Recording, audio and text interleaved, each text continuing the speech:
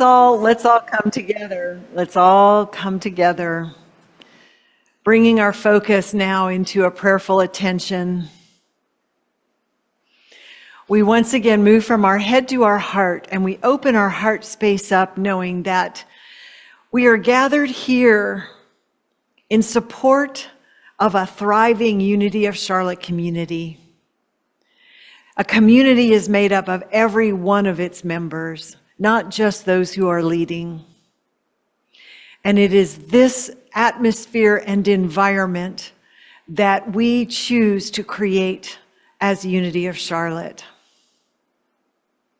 We come together to follow our wisdom, guidance, and inspiration to make the best and wisest choices for unity, and to envision moving forward in a way that grows, enhances, and supports each one of our individual spiritual journeys, but also the spiritual journey of this community.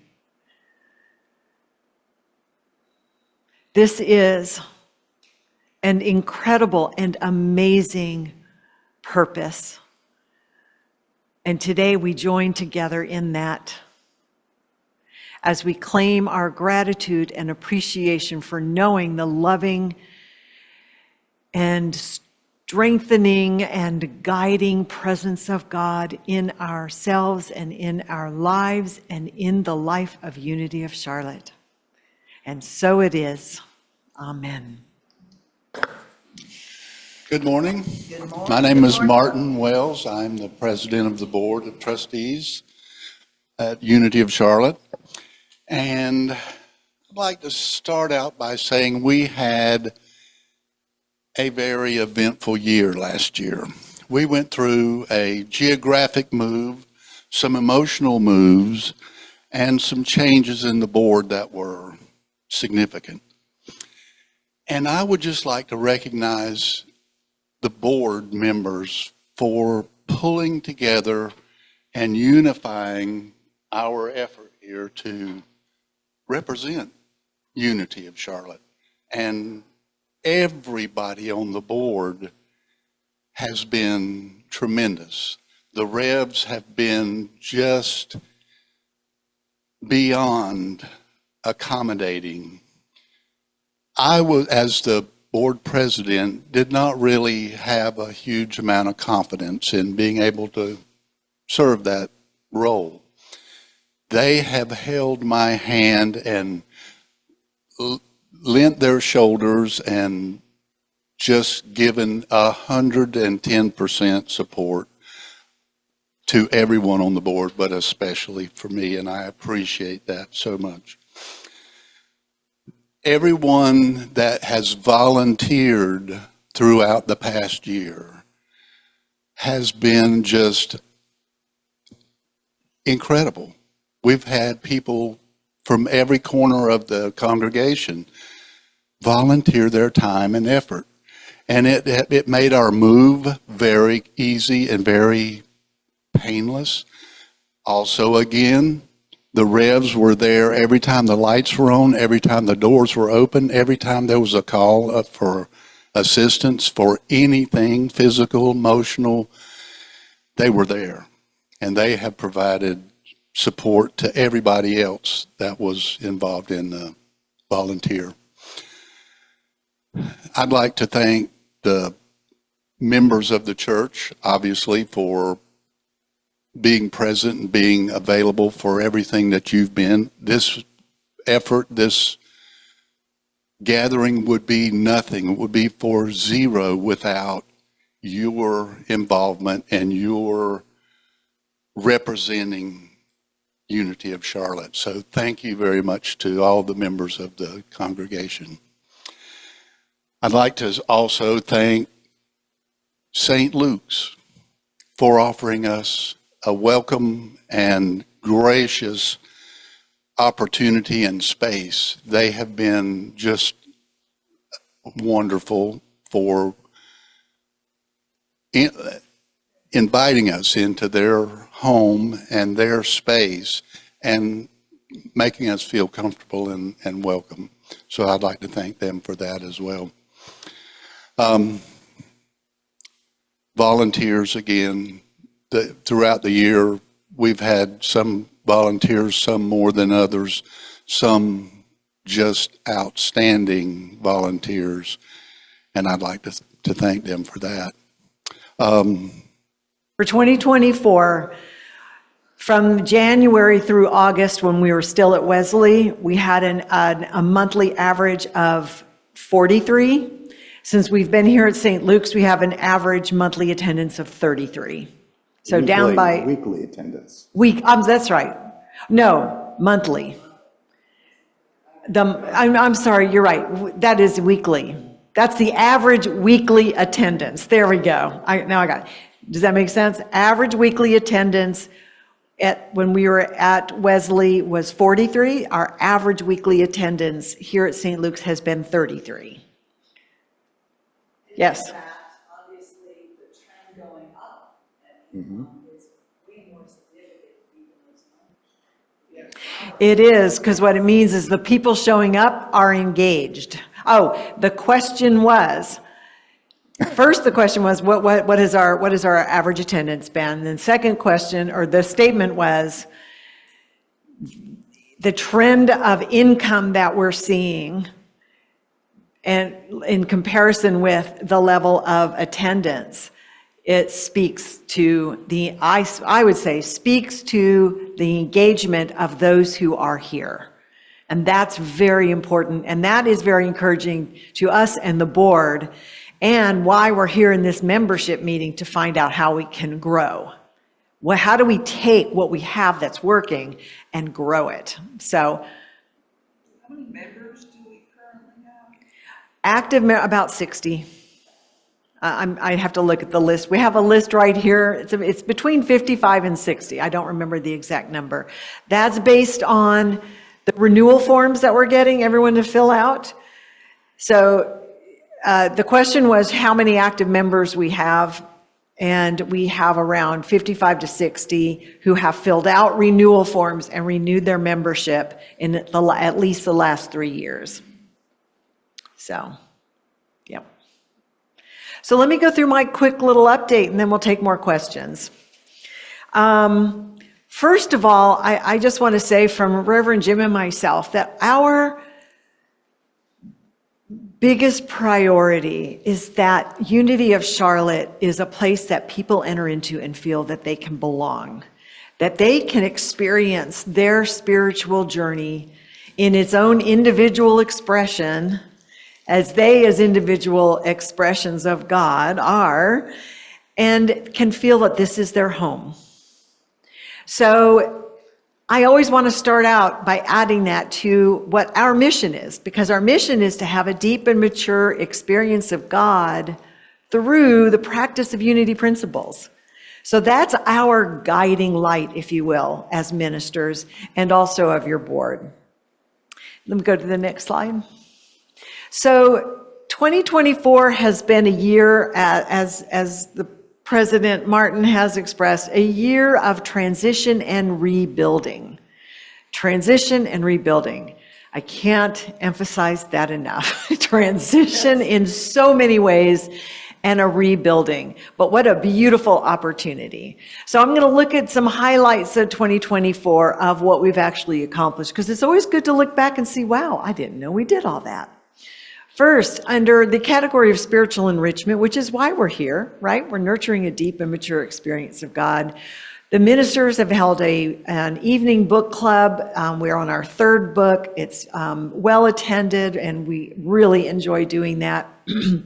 We've had classes and workshops. Some of the classes and workshops have been a radical forgiveness workshop, the YO Universal Prosperity Workshop, and we did that summer series, the Dinner and the 12 Powers, which we had a lot of fun doing. We had guest workshops. We had John Stringer here recently that was a guest speaker and did a workshop. We had Jules De Jesus Fritz, who did an amazing workshop. So we're continuing to look for those people. Ron Rupp, one of our members here, has been doing a Fillmore reading in the mornings for the last year. He also was doing some evening meditations. We've also done special ceremonies and events. We had a libation ceremony. We had the Palm Sunday ceremony. We had a World Day of Prayer, Taizé service. And then, of course, we held our regular holiday ceremonies like the Burning Bowl and the White Stone. And finally, guest speakers. We've had the Holtons were here, Bill and Cher Holton, Jules De Jesus Fritz, John Stringer. We had the minister from Columbia. Dan, Reverend Dan Beckett was here, one of our favorite teachers from the ministerial program. So that's part of what has happened throughout 2024 to provide spiritual enrichment. Let's go, yeah. Ministries, we have a prayer team ministry, a spiritual social action ministry, and a fledgling music ministry. Honestly, very hard to get that off its feet, but we're still keeping it on that list because we're going to feed it lots of energy and excitement this year. Our prayer team ministry was started and facilitated by Pat Dre, who has moved away up to Greensboro right about the time we moved. So we have not had a lead for that team, but it is still together. They still take prayer requests and pray on them. Yvonne has stepped in to make sure that all prayer requests that come in get sent to the prayer team. We're going to have a meeting in a few weeks to pull this prayer team together and start to feed some love and energy into it and see if we can find a lead for it. But this is a very important ministry to Unity because prayer is so important to what we teach and live. Our spiritual social action ministry is facilitated by Lawrence Tolliver. If many of you know him, he is a long-time activist, and he really stands in this amazingly beautiful place of bringing these spiritual principles that he knows and lives into the activist arena. And he has a group that he is guiding and facilitating. Many of you here are in that meeting, in those groups, to assist each person to find their own heartfelt passion for what they're called to do and to be in service in. And as a group, we support that in any way that we can. Some of the things that we were actually able to do was during Earth Awareness, Shirley Motor brought in a postcard signing event through the North Carolina Conservation Network, yes. And so we're hoping to see more of those kinds of things as we go through from our spiritual social action ministry. Music ministry, I'll talk a little more about, but it's been a real struggle to find a part-time lead that would actually step in and lead our music ministry. We have continued to do our best as the Sunday service leads to bring in guest musicians and provide music that is uplifting and supporting of the message. But we continue to envision that really growing. Next. Leadership development has been very important, and I want to speak to this for a moment because this church and this board, before they hired us, made a very conscious and intentional decision to follow a mission-centric model. So basically what a mission-centric model says is that the community comes together in support of a mission. It's not about a minister-centric model where the minister steps in and they guide and direct and say, here's what we're going to do. You as a community, we come together. We're here as ministers to provide spiritual guidance, leadership, and support, and work with you on accomplishing the mission. So that means we're here to support you as leaders. That's our vision and that's our goal. And we've had a great opportunity to invite in some new leaders to step into our volunteer teams.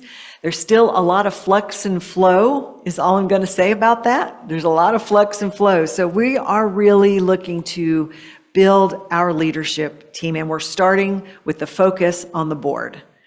This year, we're in 2025. 2024, we've had board training with the Holtons. We had a UWM consultant. UWM is Unity Worldwide Ministries, our global organization which supports us in these manners.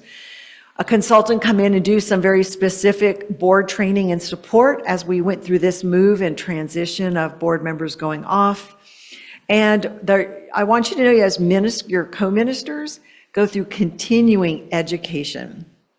We do continuing education through workshops through UWM. We go to all the regionals and sub-regional and worldwide summits and conferences because they offer lots of training there.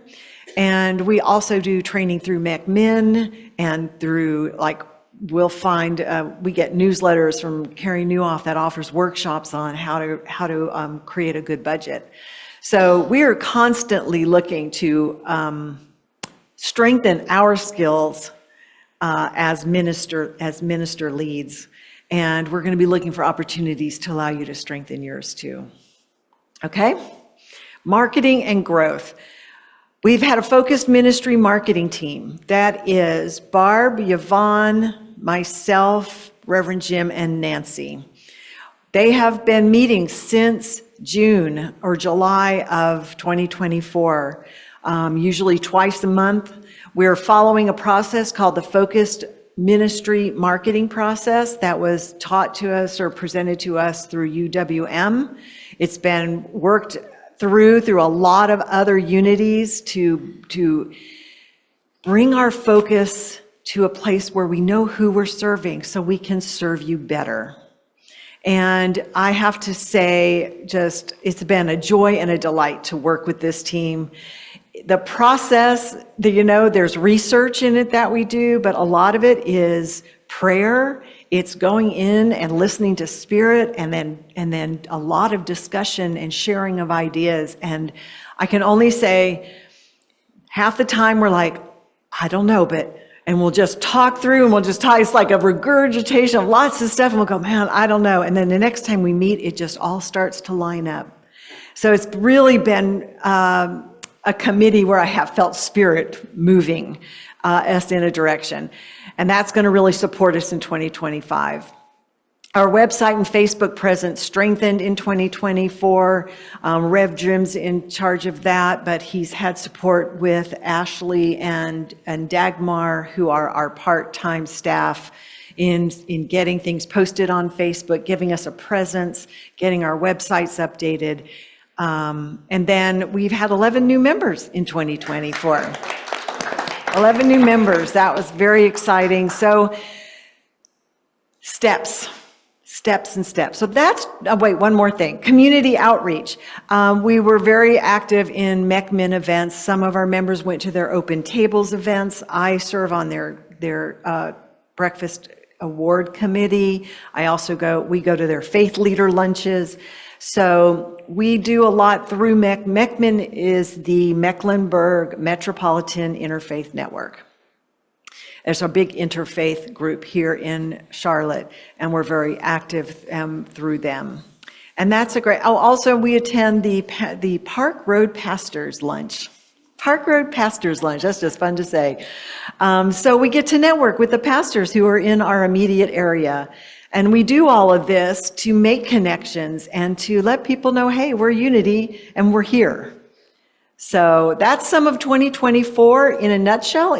I'm going to pose a question to you. Is there anything I've missed that you thought was significant for 2024?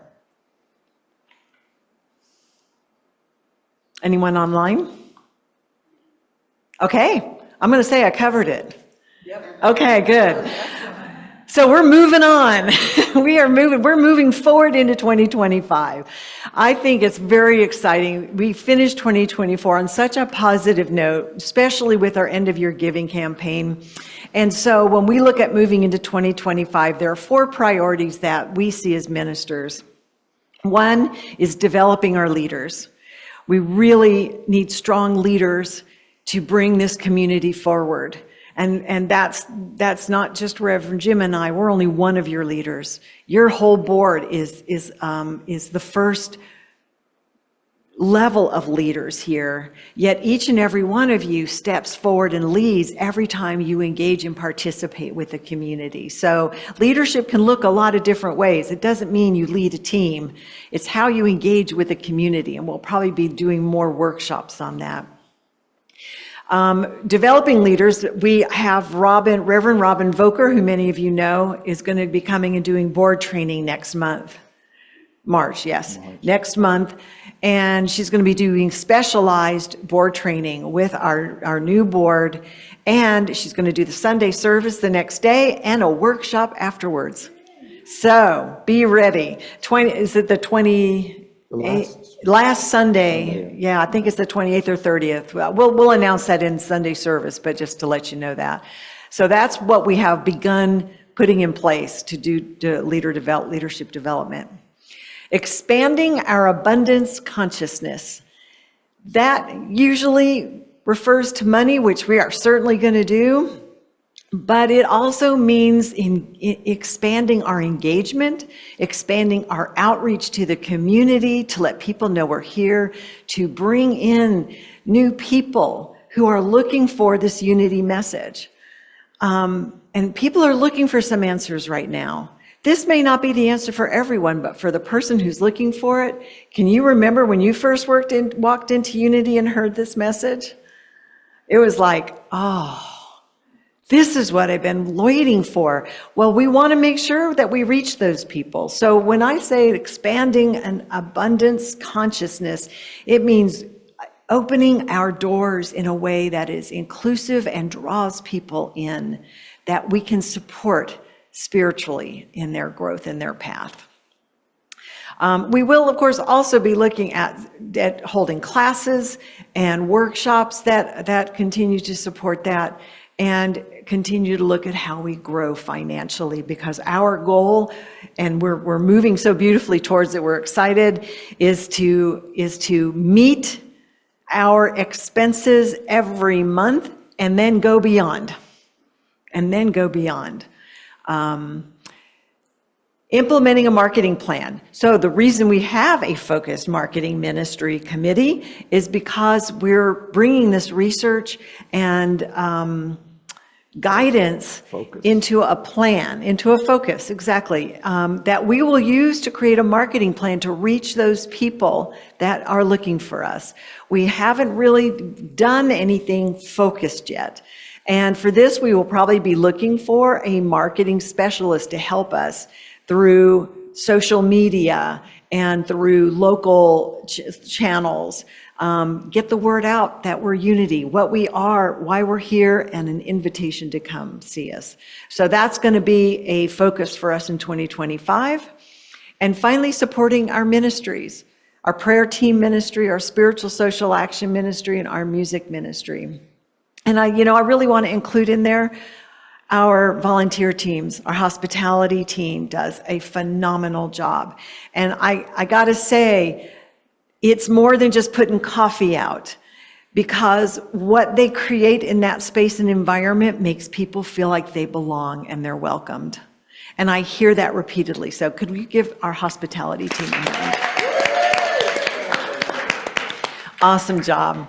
Besides, those guys do about everything else around here too. So as I talk about the Sunday service team, I'm talking about half of that team too. Our Sunday service team has gone through a lot of flux, but we have some very dedicated individuals, always willing and ready to step up and pass the collection plates and greet our people, greet new people at the door. And once again, that is crucial to creating a community that feels that it is welcoming and that you can belong here. So a thank you to our Sunday service team. All right. What about that guy that plays the organ? Super cool. And actually, to everyone, if I've missed anyone that hasn't participated, our teams, the tech team, of course, also supports our hospitality and our Sunday service teams. So our tech team who keeps us go, Alan, who's always here. Thank you, Alan, and Yvonne. They make us look pretty and make us sound pretty. And And Oh, and Beth is on our tech team. Yes. Oh, I'm sorry. All right. So I think that's all I have. Is there any questions regarding the update for 2024 and 2025? Barb? Maybe it'd be good to mention our tithing that we voted on with the end of year campaign. Oh, that has where changed, money yeah. went. Okay, yes. So the question was to mention our decision to tithe or donate 10% of the money we made at the end of year, in the end of year campaign, to local charities, to support our local communities. Because we tithe 10% of our Sunday income every month to the organizations that spiritually support us, like UWM and the regional offices, etc. But we wanted to do something to give back to the community. So the board voted, and we are tithing 10% of that $9,700 to 3 different people. MECMIN is one, the Interfaith Network. One is Roof Above, which has already received their check. And the other one, we are waiting to decide on. It's going to be hurricane relief to North Carolina areas that have been hit. We're trying to find the right organization that we feel we want to send that to. So thank you for reminding me about that. Yeah. Anything else? Questions? How's it sound? How do you feel? What do you think? Are there ideas? I'm excited. Good, good. I just have a general question. Yes. What is the unity movement doing as a whole? The unity movement, so I'll speak to the unity movement as 2 things. The global organization, which there's 2 of them, there's worldwide headquarters and there's the worldwide ministries. Worldwide ministries supports ministers and churches. And world headquarters does all the printed material and videos and marketing material to Silent Unity. and silent, oh yeah, big part of it, silent unity. So that's kind of outreach to the world, and worldwide ministries is outreach support to the churches specifically. They're doing very well. They've been through a lot of transition themselves because the CEO left. And they are now talking about merging the 2 organizations into one so that they can work more cohesively and in support of a single goal. So that will be very interesting to find, but I think they're very strong financially, and they have completely redesigned the education program, so they're continuing to try to update and serve the world we're living in. So there's a whole new, it was called Alternative Ministries, but now it's called something else.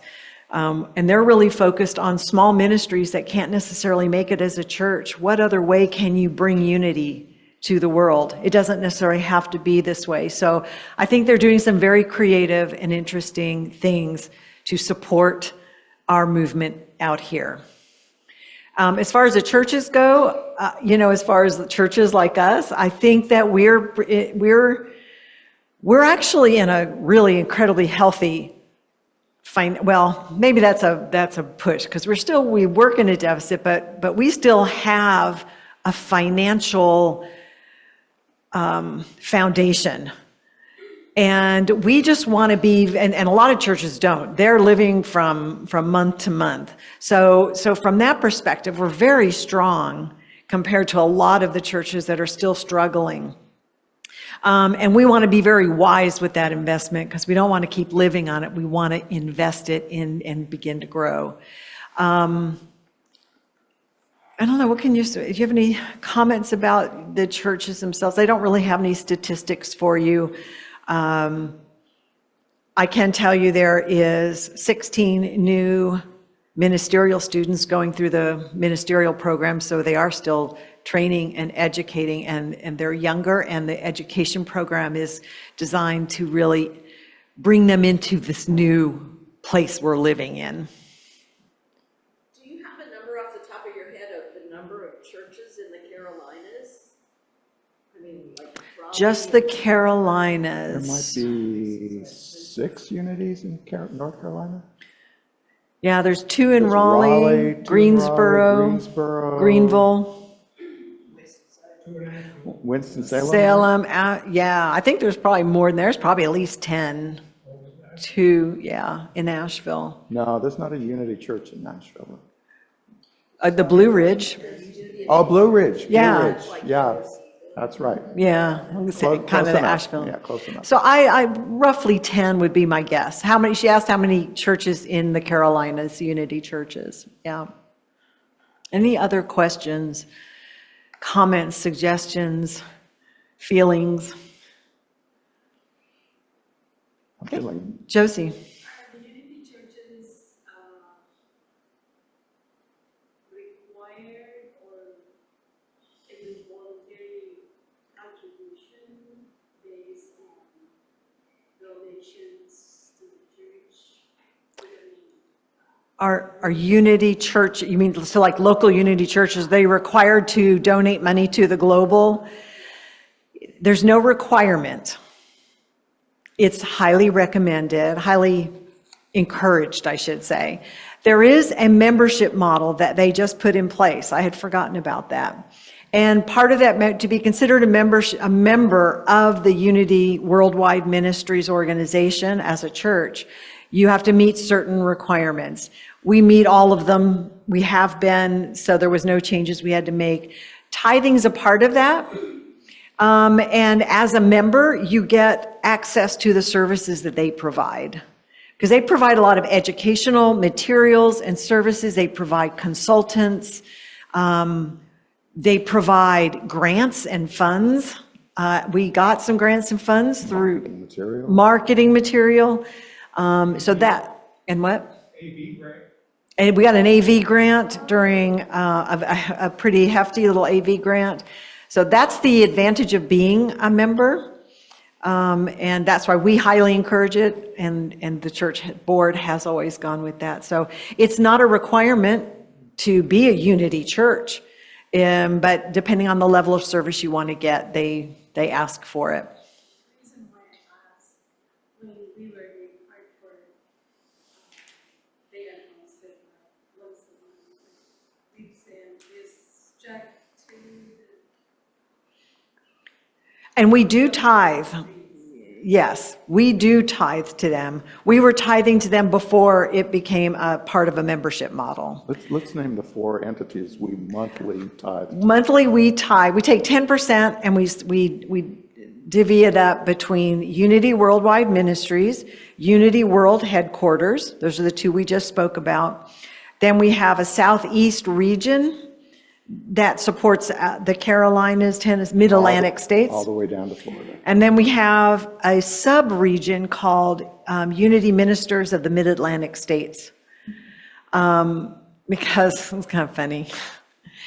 The churches in the Southeast region are in Florida. Like probably more than half of the number of churches are in Florida.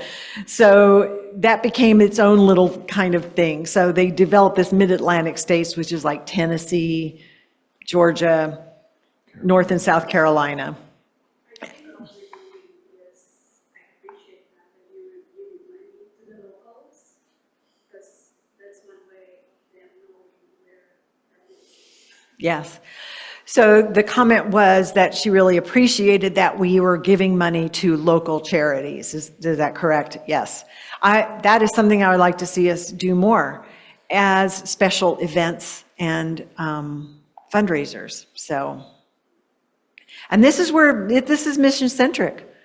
You bring the ideas here. You say, I would like, remember Elena came and said, hey, I want to collect a basket for infants to give to the hospital. And we said, great, we'll do it. So if you have ideas of a charity you want to support locally and a way to do it, bring that idea to us. This is your community. As the ministers, we got our hands full.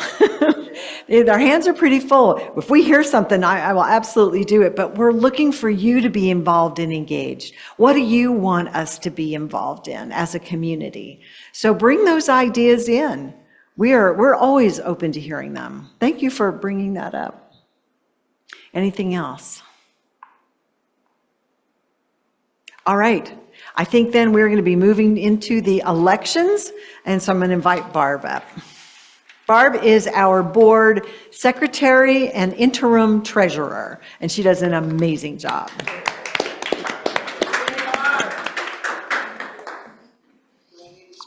This, Yes, for the people at Okay. home, yeah. are we gonna tag team on the bylaws?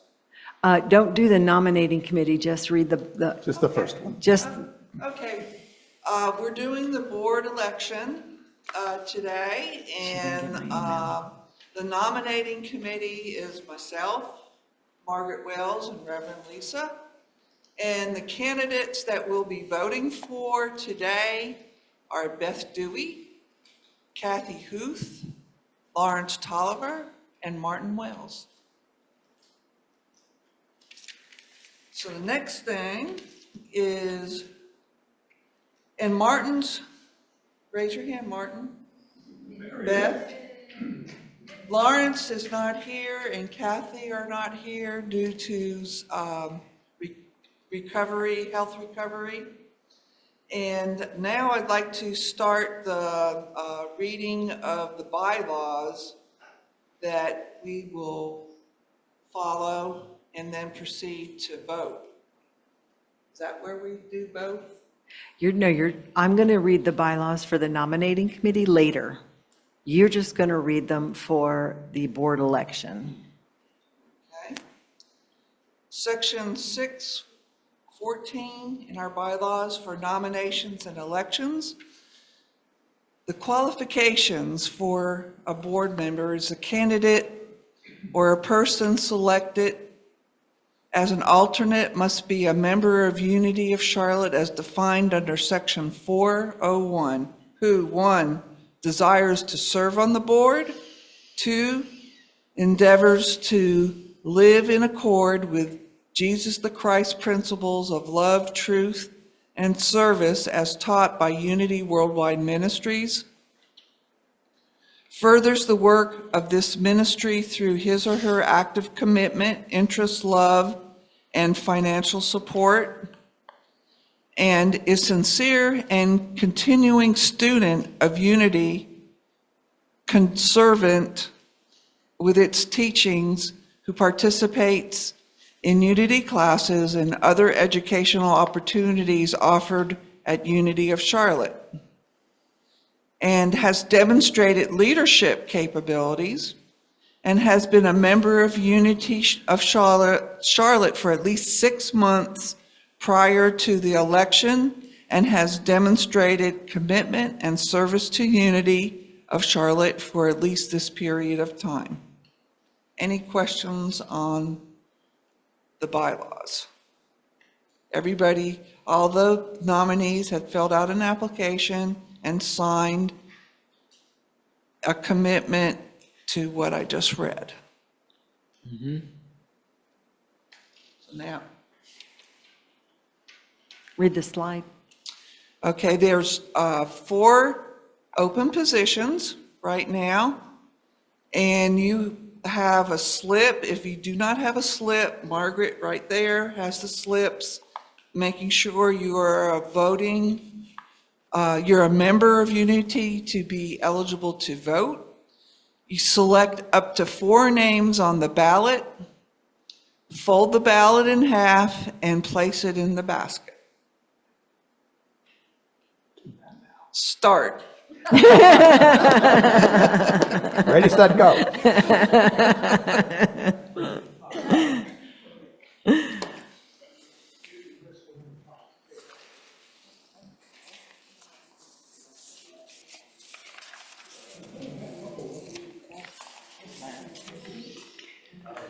So, okay, so when you're done, then we will go to, I'm gonna start the nominating part.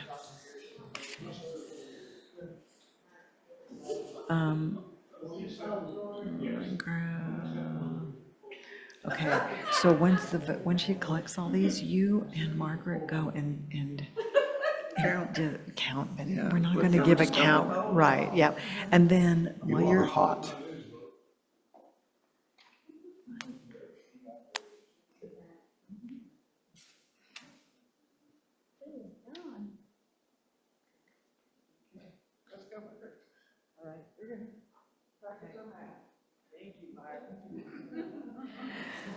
all right, we're now moving to the selection of this year's nominating committee.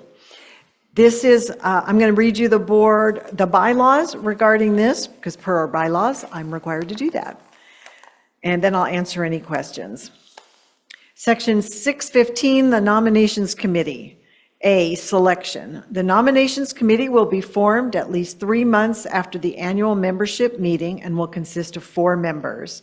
The committee will consist of the senior minister and 3 members selected in the following manner. At the annual membership meeting, which we're in right now, the membership shall, from among the membership of the ministry, select 1 member and 1 alternate to serve on the nominating committee for the following year's election. In the event that the person elected to serve becomes unavailable, the alternate will serve. If the alternate also becomes unavailable to serve, the board will elect a person among the members who is not a current member of the board to fill the vacancy. The board will elect one of its trustees to serve on the nominating committee. Together with the senior minister, the above 2 ministry team members will select a 3rd person from among the members to serve on the nominating committee. The nominating committee shall elect a chairperson at their first meeting. In the event of an interim board, the nominating ministry team shall complete its selection process within 30 days from the establishment of the interim board. The nominations committee shall serve for a term of 1 year. So, to break it down very simply, we're asking for 2 nominees or 2 volunteers to volunteer to serve on the nominating committee for the year 2025 through the election of the elections, which will happen at our next member meeting in February. To let you know, the other members that serve on the committee are 1 board member and one of the ministers. So you'll be joining them, and if we can get 2 people, 1 serves as the member, 1 serves as an alternate. And they can choose to have a 3rd person once they start meeting. So any volunteers for our nominating committee for 2025? Sean? And you're on the board, you can't do that, but thank you. And Alan, thank you very much. Anybody else? You want to serve on the nominating committee? All right. So we have 3 nominees. We only need 2, so we're going to have to vote. Which is so cool. I couldn't be more excited. Well, I wasn't anticipating needing to do this. You know what? You can get added as a 3rd member, so by the nominating committee. Keep her name So in mind, yes. yeah, so we'll keep you on the short list afterwards. So I'm going to move to accept Alan Batten and Sean McKenna as the new members. 1 will be an alternate, 1 will be a member for serving on the 2025 nominating committee. All those in favor, please raise your hand. Thank you. All those opposed, please raise your hand. The ayes have it. Let it be noted. Well, thank you very much. Congratulations, Sean and Alan. You are our new nominating committee. Very much appreciate it. And the board will get in touch with you as to when to get started. All right, we now have Barb from the official tally room to let us know who our new board members are now official. Drum roll, please. I am so happy to announce that all 4 of our nominees received a majority vote, and thank you. You are now part of the board. Yay. Martin, Beth, Martin. Martin and Lawrence, and Kathy. There we go. There we go. Thank you. All right. So I'm going to invite our president up so we can do this officially. Yeah. We're just going to officially announce our current members and our new members. All right, in gratitude for our current board members, Barb Cunningham, Gil Spears, Martin Wells, and Reverend Jim and Lisa. And we'd like to welcome our new trustees, Beth Dewey, Kathy Huth, and Lawrence Tolliver. Beth, stand up. Thank you. Next slide. All right, this is our, thank you. This is our Q&A. This is a chance, we've kind of done it all along, but we wanted to open it up at the end to see if there's any final comments or questions that you have for your board members. I know Reverend Jim and I are looking forward to 2025 and this new set of board members. They, as you may know, they have served as interim board members, so we've been working together already. And it's been a really enjoyable and powerful coming together in this board, and I'm really excited to see what happens in 2025. Any questions? Any questions for any other board members? Sean? With regard to helping the victims of Hurricane Lee, Beth and I are continuing our own personal commitment to go into Ashe County and help those individuals out. I work directly with Wendy Warren, who is the head of unmet needs group division in Ashe County. Okay. If you need a contact information, great. If someone wants to help us in our work with Ashe County specifically, please come and see Beth and myself. We can put you directly in contact with Lauren, or you can work with me, because I'll be driving up and contacting them, see what they need. It's everything from dropping off supplies, what they need at that time. So we find out exactly, coming up on Saturday, this is Friday, what you need tomorrow. Got it. The other thing is that if you've got tools, and you want to spend a day up there and work, we will go up there and say, well, what jobs do you have for us? That here's a level of skill we have, let us know what he needs to do, and we'll say, go here, go here, go here, and we love you for that. Nice. So, All right. anyone needs anything else? Okay. I'm going to repeat. Yeah. I'm going to repeat that for our people online. Sean and Beth have been in an ongoing basis supporting a hurricane relief project in Ashe County.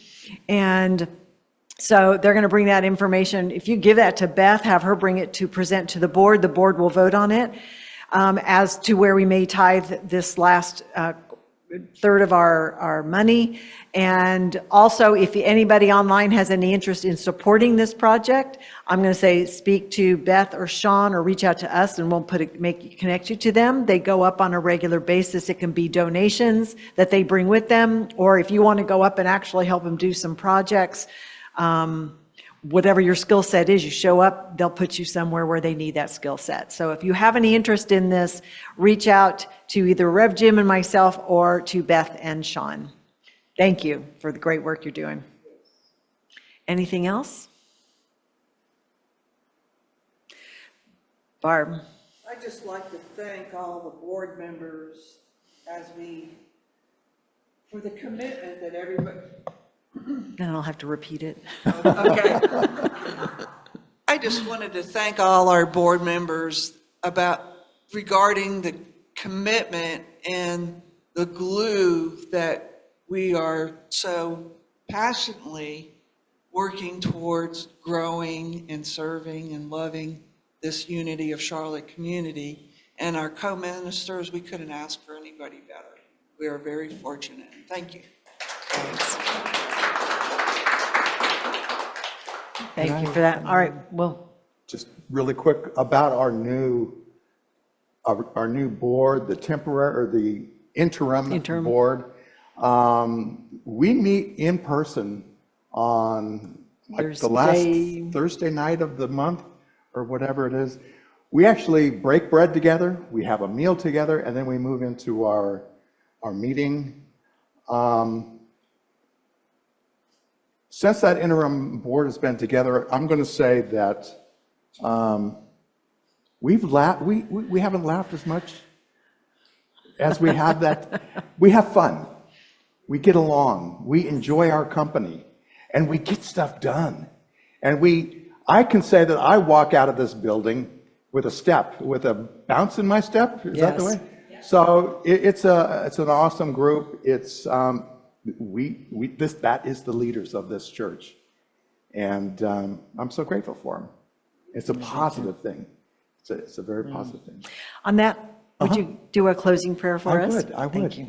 So let's just take this time to move within, to feel from our heart, get in touch with that gratitude for the leadership of this church, gratitude for each other, for the space that we have to meet. There's so many good things. We feel that gratitude and we simply say, thank you, thank you, thank you. Amen. Amen. Okay. Maybe there's another cup of coffee, maybe. Thanks, everyone. We are adjourned. So glad.